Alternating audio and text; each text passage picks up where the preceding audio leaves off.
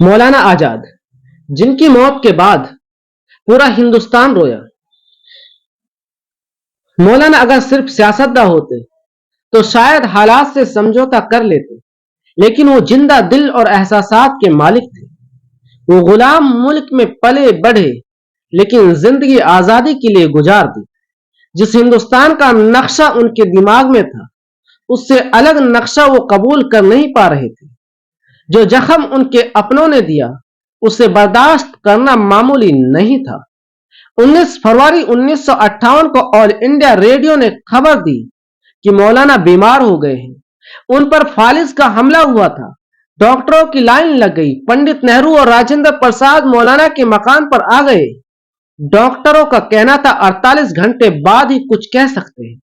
21 فروری کو موت کا اندیشہ ہو گیا تھا۔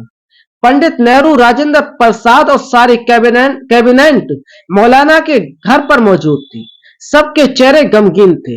جب شام ہوئی تو امید ٹوٹ گئی۔ مولانا حفیظ الرحمان سہراوی، مولانا عتیق الرحمان اور مولانا علی میاں اور دیگر علماء نے قرآن کی تلاوت شروع کر دی۔ 22 فروری کو 10:15 بجے مولانا کی روح پرواز کر گئی۔ جیسے ہی مولانا کی وفات کا اعلان ہوا، ایک چیخ مچ گئی۔ دن چڑھتے چڑھتے لگ بھگ 2 لاکھ کا ہجوم مولانا کے گھر پر جمع ہو گیا۔ تمام سرکاری اور غیر سرکاری ادارے بند کر دیے گئے، پرچم جھکا دیا گیا۔ دنیا میں بہت کم لوگ ایسے ہوئے ہیں جن کی موت پر کعبہ کے ماننے والے اور کلیسا کے ماننے والے دونوں ماتم کر رہے ہیں۔ مولانا کی ذات ان گنے چنے لوگوں میں سے تھی۔ ڈاکٹروں نے ان کی موت کا اعلان 21 فروری کو صبح ہی کر دیا، لیکن حیران تھے کہ جسم کے مر جانے کے بعد بھی مولانا کا دماغ 24 گھنٹے تک کیوں کر زندہ رہا۔ ڈاکٹر ودھان چندر کہتے ہیں، جب میں مولانا کو سوئی دینے جا رہا تھا تو مولانا کہتے ہیں، اب اللہ کے حوالے چھوڑ دیجیے، اور مجھے اس پنجرے یعنی کہ آکسیجن کے سلنڈر کی طرف اشارہ کر کے کہتے ہیں کہ آزاد کر دیجیے۔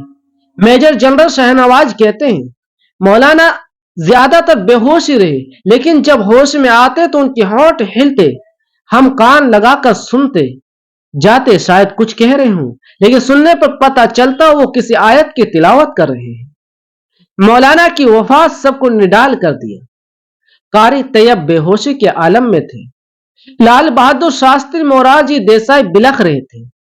پنڈت نہرو بار بار لوگوں کی بھیڑ میں چلے جاتے۔ جب انہیں سیکورٹی گارڈ روکتے تو کہتے، تم کون ہو؟ کیا تم موت سے بچا سکتے ہو تو اندر جاؤ اور مولانا کو بچا لو۔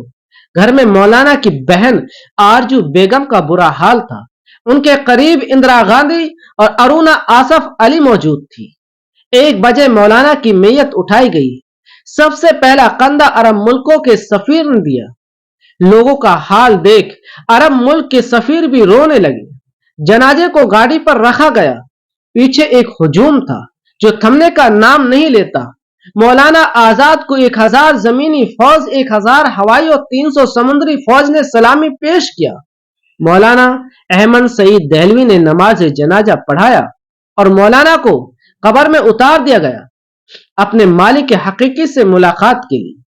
مولانا کو دفنا کر لوگ واپس ان کے کوٹھی پر آ گئے۔ پنڈت نہرو بھی آ گئے۔ وہ کبھی مولانا کی کتابیں الٹتے، پھر اٹھ کر اسی کیارے میں چلے گئے جہاں مولانا ٹہلا کرتے تھے۔ وہاں لگے پھولوں سے نہرو پوچھتے، کیا مولانا کے بعد بھی مسکراؤ گے؟